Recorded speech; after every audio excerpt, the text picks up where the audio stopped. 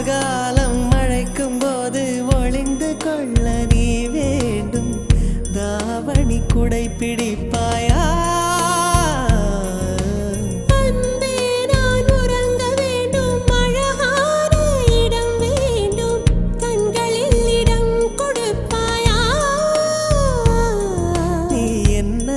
வந்து நெளிய நான் உன் மனதில் சென்று ஒளிய நீ உன் மனதில் என் உருவம் கண்டுபிடிப்பாயா?